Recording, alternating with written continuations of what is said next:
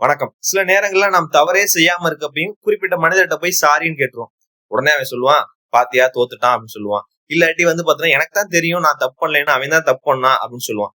இன்னும் சிலர் பாத்தீங்கன்னா நம்மள தோக்கடிக்கணும், கவுக்கணும், காயப்படுத்தணும் அத்தனை வேலையை செஞ்சிருப்பான். நாம் ரிப்ளையே கொடுத்துருக்க மாட்டோம், ரியாக்டும் பண்ணிருக்க மாட்டோம். உடனே அவன் சொல்லுவான் பயந்துட்டான்னு சொல்லுவான். இவங்கள்ட்ட எல்லாம் நம்மளால போய் சொல்லிட்டு இருக்க முடியாதுங்க. எனக்கு இதை விட நிறைய வேலை இருக்கு, இதை விட முக்கியமான வேலை இருக்கு, நான் போற பாதை வேறடா அப்படின்லாம். இவங்க எல்லாம் சில விஷயங்களை முன்னாடியே முடிவு செஞ்சுட்டு இது இப்படித்தான் இருக்கும் அப்படின்னு நினைச்சு அணுகிறவங்க. முடிவுகளை மட்டும் இல்ல, செயல்களை மட்டும் இல்ல, மனிதர்களையும் அப்படித்தான்.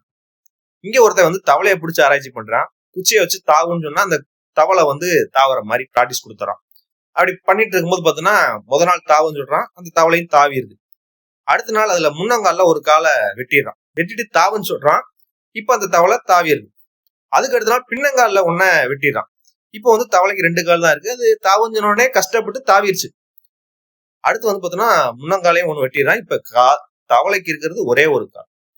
அதாவது தாவுன்னு சொல்றான், அது அப்படியே முக்கி திணறி அப்படியே கொஞ்சம் நகர்ந்துருது.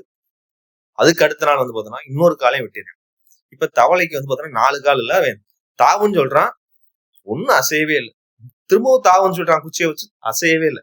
இப்போ பாத்தீங்கன்னா அவனோட ஆராய்ச்சி முடிவு எழுதுறான். தவளைக்கு 4 கால் இல்லைன்னா தவளைக்கு காது கேட்காது அப்படின்னு எழுதுறான். இப்படிதான் எல்லா விஷயத்தையும் இவங்க அணுவாங்க. இவங்களுக்கு நம்ம போய் விளக்கமா சொல்லிட்டு இருக்க முடியாது. நம்மளோட வேலையை பார்த்து போயிட்டே இருக்கும். கதை பிடிச்சிருந்துச்சுன்னா உங்க நண்பர்களுக்கு ஃபார்வர்ட் பண்ணுங்க, நம்மளுக்கு ஃபாலோ பண்ணுங்க.